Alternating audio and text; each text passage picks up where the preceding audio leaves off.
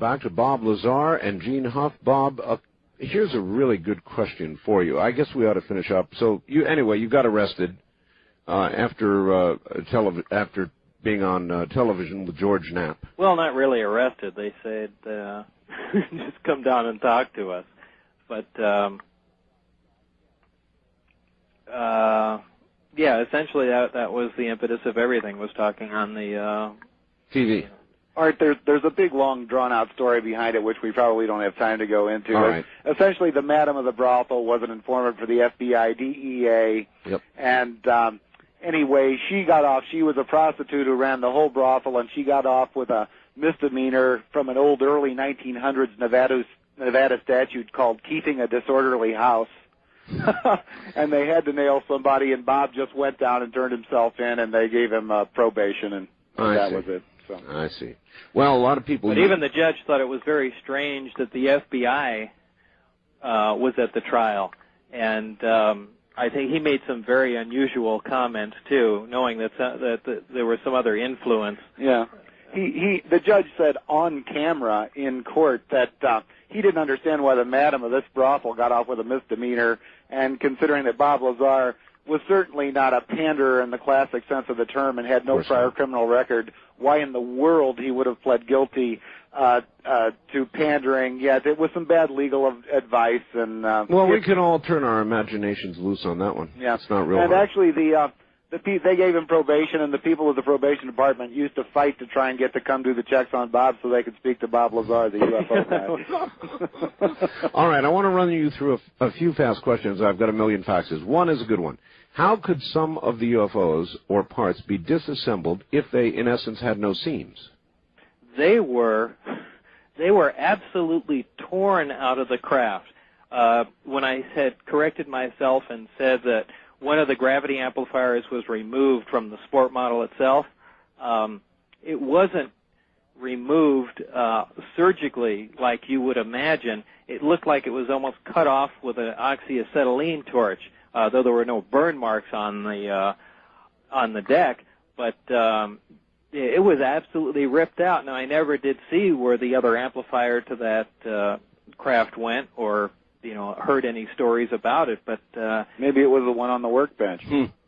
All right, ripped out is the answer. All right, good answer.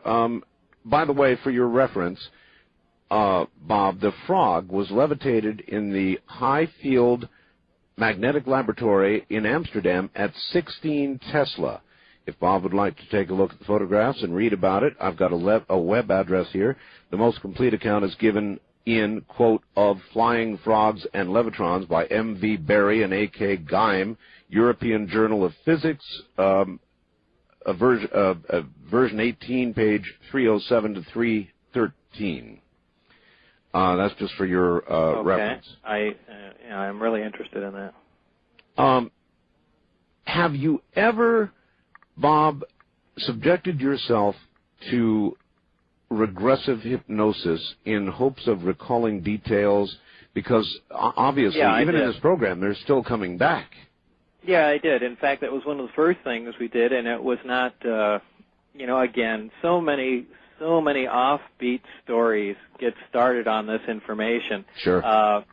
People said I, was either drugged or hypnotized there at work and couldn't remember anything, or, however the stories go. But there are plenty of them, and they're more than a fair share on the internet.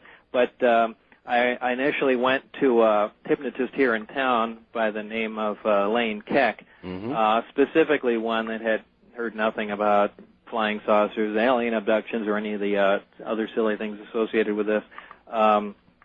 And went specifically to remember intimate details of what I was working with, specifically layouts, schematics, so on and so forth, so I could sit there and, to the absolute best of my ability, draw and record everything that I had seen and done. And that did help out quite a bit. It seemed to, All right. And for the record, Art, Bob had a very good memory of all the major things that happened. He's talking about frequencies and quantum behavior and things that he wanted to get into relaxation and try and reread those reports. And but it was nothing like he didn't know he had worked on flying discs and suddenly remembered it under hypnosis. That's not what happened at all. All right. Well, these are random questions, Bob.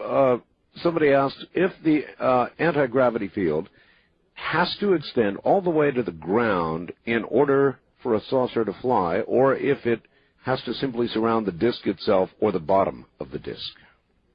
No, it really just has to surround the disk itself. In fact, that's how when I was talking to that other gentleman in Australia, yes. That is essentially what we were talking about, that the field produced around the craft is like a torrid, a big donut, essentially. However, with the bottom extended is, the pedestal, the effect of the emitters pointing in that direction. But the field does completely surround the craft. All right. Here's another one.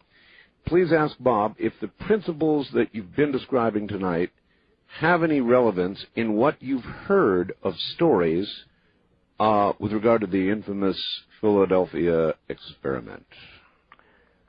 The Philadelphia experiment. A long time ago, when I was at I had heard of the Philadelphia experiment some time ago, and when I was in Los Alamos, they have a classified library there in the library, and I was able to find some general information on the Philadelphia experiment. And in my personal opinion here, that this is a story that has gotten so completely blown out of proportion. Mm-hmm. Certainly there were people injured and people killed in the this test. The aim of the project apparently, now maybe I was reading false material, but from what I understand, the aim of the project was to make this was the apparent first test of any stealth technology. It was to make an entire ship invisible to radar, not optically invisible. Right, correct. And to do this, they were essentially using huge microwave generators, which is essentially what radar is. And, you bet. I think the accident that occurred was more along the lines of radiation injuries and things along those lines, not the more sensationalized we flipped into another dimension continuum, and people coming up in the middle of the metal and all. Yeah, I think there was a much more prosaic explanation for what happened, and in my opinion, and from the small amount of information that I was able to get my hands on, because that had always fascinated me too, as to what happened with that. But I think that's all we're looking at is just an accident along those lines, and the reason for the cover-up, I think, is the same reason for the cover-ups we see around Area 51. Sure. Is more of a legal reason because of the injuries involved, just like the toxic waste problem. You bet. Out there, than there being something unbelievably top secret. All right. Al Bielek won't like that answer. I know, but that's all right. Art, I'm a computer tech. My training includes understanding electronics, of course. Please ask Bob